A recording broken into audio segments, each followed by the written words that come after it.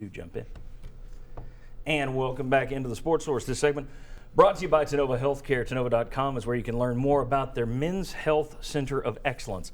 Gentlemen, prostate cancer is a common disease. About 1 in 6 men will get the disease at some point in their lives. And if you have to fight that disease, then you need to turn to Tennova. Get all of your questions answered, all of your options on the table. Tennova.com to learn more. Trust me when I tell you to trust Tennova. All right, want to welcome in the next wave of analysts. We have 2 former Vol quarterbacks, VFLs, if you will. That's right. Sterling Hinton right here, Bobby Scott right there. Good to have you guys with us. Good to be here. All right, this is our Fame or Blame segment. We're already behind, so we're going to go first. Sterling, I'll start with you. We allow blame for players, coaches, and refs. Well, guess where I'm going to the refs. Man, what is going on? I mean, these guys, their job is to keep the competition fair. That's it. Stop trying to be a star with a terrible call, for crying out loud. Of the top 10 terrible calls in college football this year, Tennessee has 2. What's the deal? Maybe 3. I still ain't found a holding call in the Arkansas game, the punt return. Tell me, blame on the refs. For crying out. Good people, terrible officials. The Mosley thing. Terrible officials. I mean, guys, the Mosley, who wants in it? Who wants a piece of it?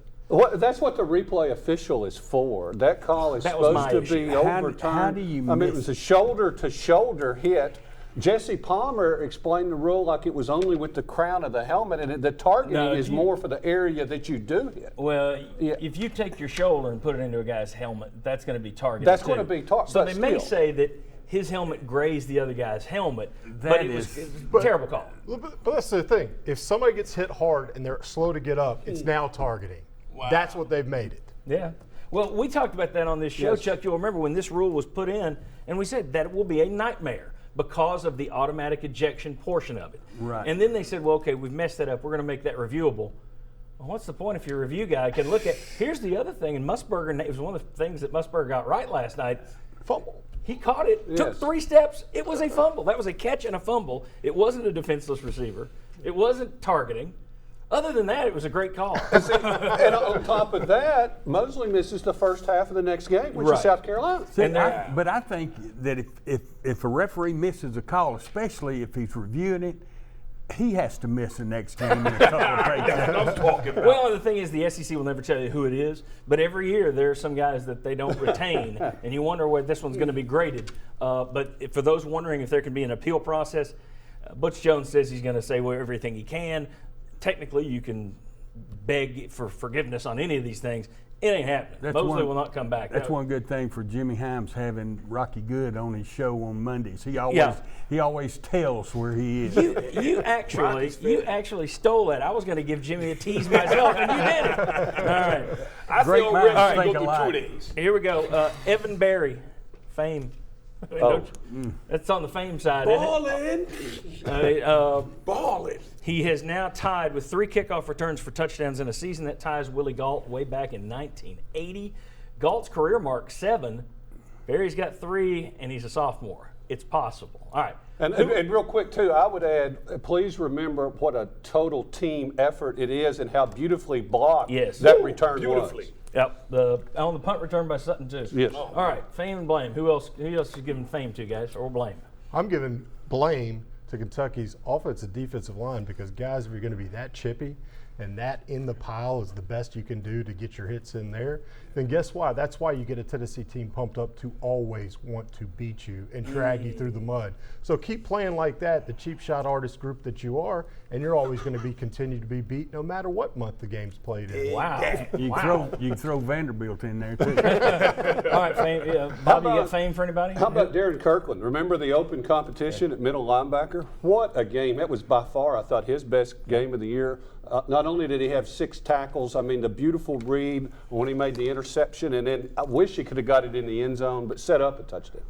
Something that you don't think about all the time, but Barry's return and everything. You don't know how that picks up an offense too.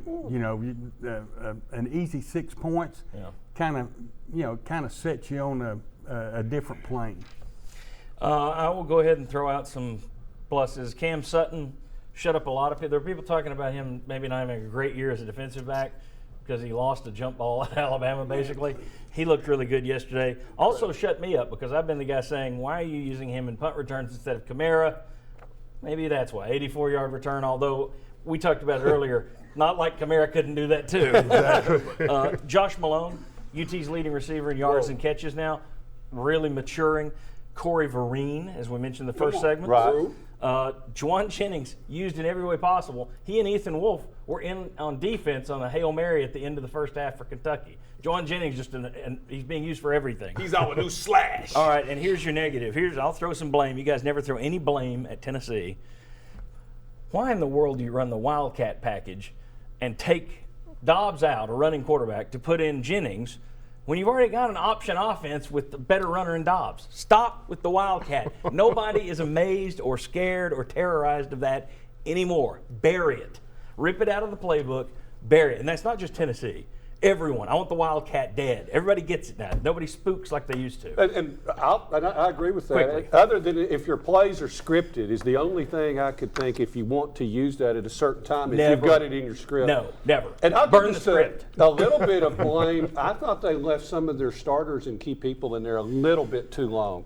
Okay. You just would hate to see an injury to somebody that you're going to need the rest of the season. Had your backs out before you took Dobbs out, but Dobbs was only handing off at that point. You got 10 seconds. You know, I was glad to see Kelly come in there and run. Number 4, I don't know his first name because John. he hadn't seen him.